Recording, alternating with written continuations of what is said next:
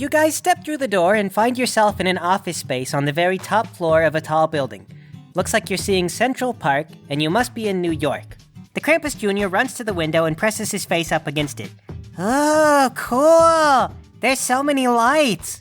It's like Christmas, but they're almost all yellow. Where are we? Paul, how can you not recognize you? Right, you're doing the butler bit. Welcome to your office, Paul, one of many. I have for you a simple task. One of your many justifications for having the wealth that you do is that you create value to the world, and you deserve what you earn. Well, knowing that you're about to be put in a bag of eternal torment, it's now up to you to figure out how to use those billions in a productive way that improves the world, just as you say you do. Go ahead and sit down at your desk, Paul. You can use the phones, the computer, whatever. You have until the stroke of midnight, after which I will weigh your money around your neck. Okay, so you're going to weigh Mr. Sprinklewinker's money around my neck. But you do know that he pretty much invests everything. There's like very few liquid assets. I'm aware that you have quite a few liquid assets in your foreign bank accounts. Good luck getting those out on short notice. You have until midnight, Mr. Sprinklewinker. Tick-tock. Tick-tock. Okay, sit down at Mr. Sprinklewinker's computer and turn it on. Windows boots up, takes a little while, goes through all the loading screens, and then it comes to a locked login screen. Okay. Well, Mr. Sprinklewinker's password, what would we be? The Krampus said he was a fan of me. Try Hail Hitler. I suppose that's worth a try. I punch in Hail Hitler. Password invalid. 3 attempts remain. Oh, try, password. Obvious, but much more likely. Password. 2 attempts remain. I don't know. Does he have a wife or anything? Someone precious to him? As far as I know, no. Actually, come to think of it, I believe that Mr. Sprinklewinker has one of those key fobs that generates passwords randomly. So it's going to be a bunch of random characters and numbers, and it's going to change every few minutes. Krampus Jr. shoulders in. He goes, oh, okay, try HK42076301222222. All right, I try that. 1 try remaining. Well, shoot, I really thought that one would work. Yeah, me too. Okay, let's start from the top. Let's try ah. Okay, all A's. Ah, and enter. The screen locks up. You can make no more attempts. The Krampus leans over the computer and says, well, Paul, your dedication to this butler bit has basically cost you your life. What happens after you put the money around my neck? We can continue on with the challenges if you can get up and take the money off of your neck. Oh, so if I just lie there, then the challenge goes on forever and you never put me in the bag of torment? I did not say that. But, you know what? Maybe I'll, set you on fire at the same time. I'll do both if you take too long. Okay. Well, get up. Are you just trying to get inside the computer? Maybe you can just take it apart. The Krampus Jr. pulls the desktop out from under the desk and begins to pry it open. Yes, you do that. Paul, I just wanted to say, looking at your imminent failure, I'm sorry I pushed you off of the, that thing back there, the platforms. Why did you do that? Well, you disrespected me. You made me angry. You were asking Will for you it. Stand 3 feet away from me, please? Fine. I will stand 3 feet away and think about you. Oh, dude, you better worry about that when Hitler thinks about you. That's probably like... Come over here, Dahmer. Let's have a discussion. Oh, I don't know, dude. I don't really like to discuss things. No. Come here, Dahmer.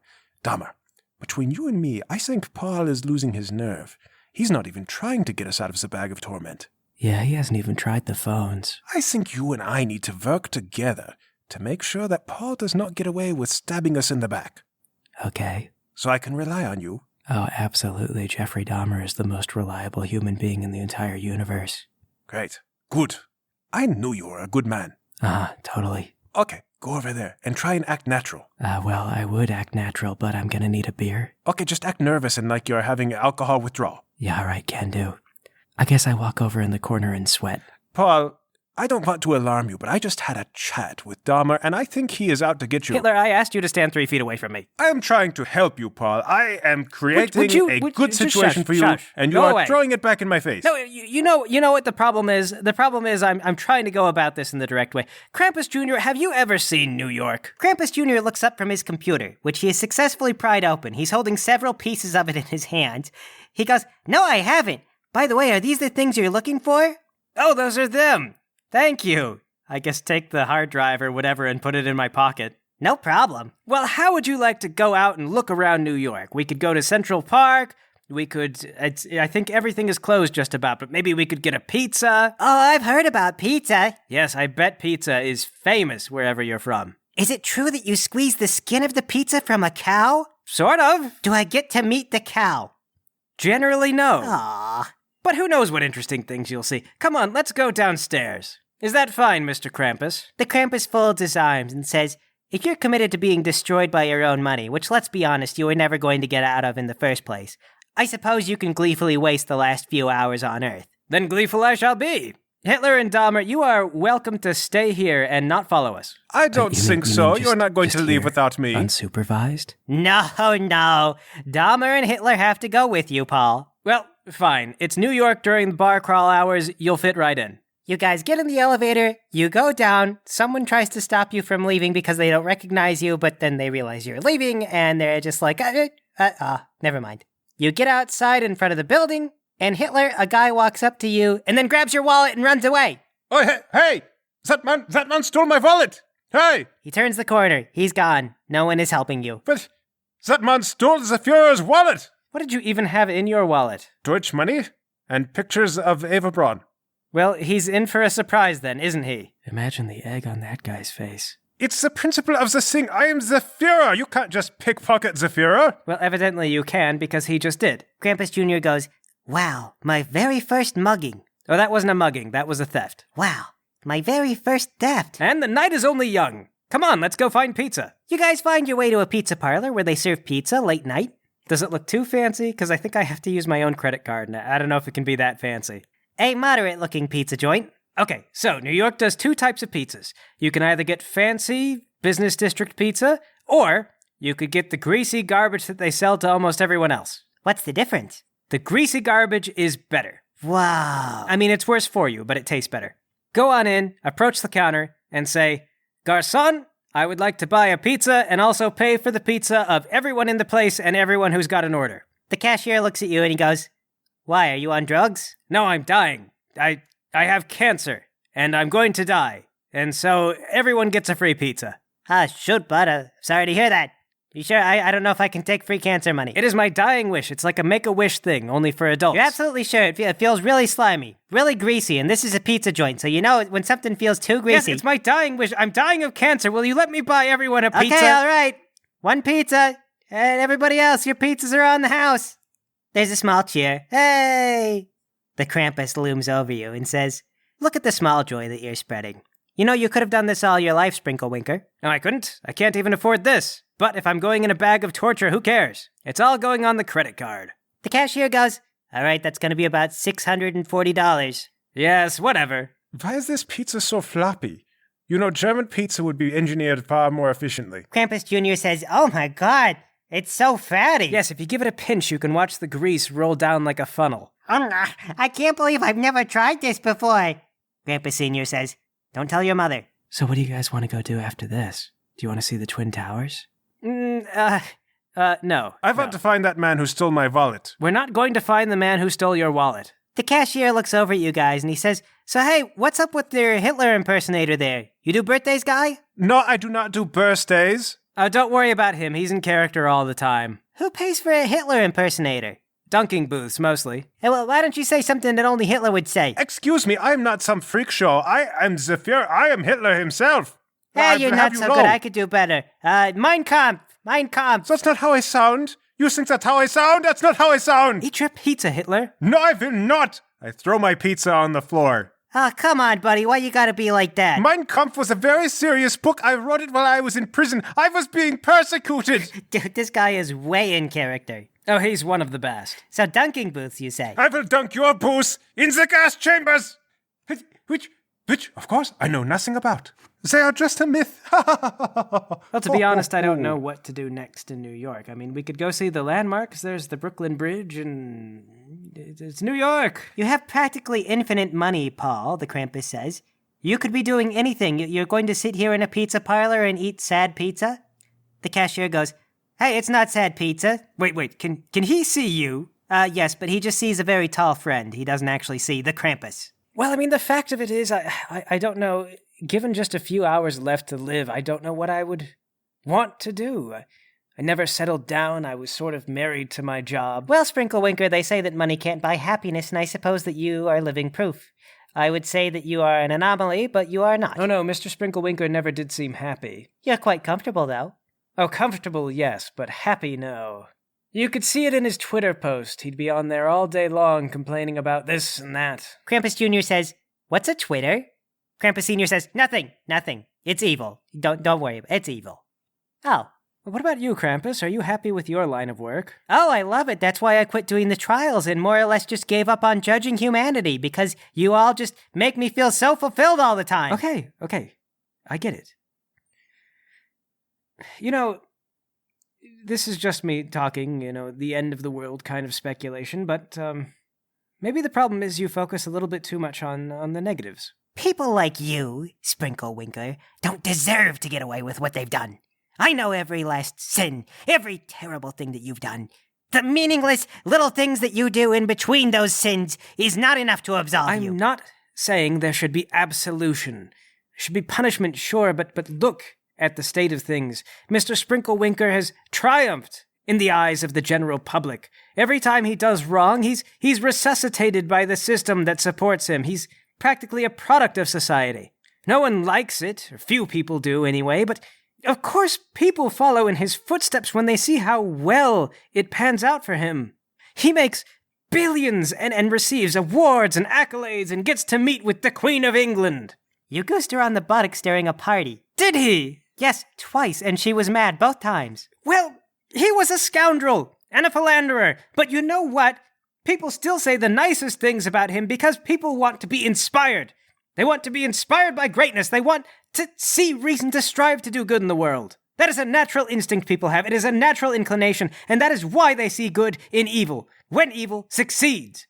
And you know what? I think there is a kernel of something there that we could both learn from. We learned that humanity is nothing but gullible rubes who repeat the same evils on for eternity. No, that is what you see, because you have all the information that all these people lack. Do you think Mr. Sprinklewinker really knew more than the average person? I imagine that he himself was looking for greatness among great people and yet had no peers who were truly great. So he began to believe that his own actions reflected some sort of grander purity. He tried to fill the void in a vacuum and assumed that all the accolades came because he deserved them. The fact is, perhaps by the efforts of a few wicked men, greatness has not been elevated as well as it should be. And those evil men who bring around such a world do deserve some sort of comeuppance.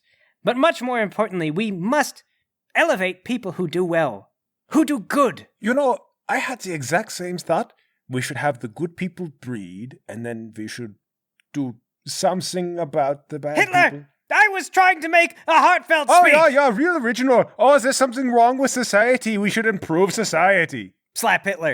At least I did something when I waxed philosophical. Your brain is made of wax! Tackle. Hitler and Paul go to the ground. You're wrestling and rolling around on a greasy pizza floor. Try and fishhook Hitler. You are ruining a beautiful message I was getting through to the Krampus! Bite Paul's finger. Ah! You don't understand greatness. Himmler had it all figured out. He bred chickens. I'll kill you! Not if Germany kills you first. All right. The Krampus picks the two of you up and splits you apart. All right, you idiots, you're supposed to work against each other, but this is just dumb. Get over here. I will kick you in your teeth. I am not like him. Yes, Paul, I'm well aware that you believe that you're more of a visionary than Hitler. Who doesn't believe that these days? I meant we should see the good in people, not that we should punish them all the time. I did see the good in people. I saw the good and I tried to make them have sex. So they would have good babies. I don't mean as a eugenics thing. Krampus, please. What I mean to say is we have to create good in the world if we want to see good in the world. Yeah, sure. But I'm not really all about creating good in the world. I'm not here to arbitrate how humanity should go forward. I really come at the end of things and then assess how you've done. But why? It's all after the fact. No wonder you have poor job satisfaction. What difference can you possibly be making? What do you think, Paul? That you're going to cut me down and I'll realize, oh, I shouldn't be punishing Paul now. Why, who am I? I don't know, I've always been powerless. I'm just saying there has to be a better way than this. There has to be a better way than everyone being powerless and then just suffering at the end of the day. That's life, Paul. And is that not what Hitler said? When he ruined millions of lives, Actually, he said that for the better greatness that life just has to be. It's I also said- small-minded. Who cares if you punish me after I I'm was gone? far more eloquent than that. What good does it do for everybody else? I take satisfaction in it. And tomorrow, if your son were to take this mantle, would you be satisfied to know that he carries on in the cruelty that you profess to stand against? I would know that he carries on an important tradition of punishment that must be upheld. I have been doing this for many, many hundreds of years, far longer than you've lived, Paul. Quite a number of you in this bag are eloquent speakers. I'm not going to be turned around on the snap of a finger. Then I suppose it remains a fact that evil rarely sees reason. Paul, I believe it is time that you see the futility of your efforts. Because each of the punishments that will befall you are created by you yourself. I have little say in the matter. And though you cannot turn me, I, with the snap of a finger, may turn you. The Krampus reaches up and he snaps his finger. Everything goes dark, and then you find yourself sitting in a dark room with a small sconce lighting the area. They say that when you die, you cannot take it with you, but your money binds to the soul like an iron chain. No matter what you do, the weight of your sinful cash will hang upon you. All I do now is hang the money which clings to your soul around your neck. What you have not spent, and what you have spent in vain, will now crush you. The Krampus plunges his hands into your back. It's icy and cold, like knives ripping into you. And then it's quickly over as he pulls out chains and drapes them around your neck.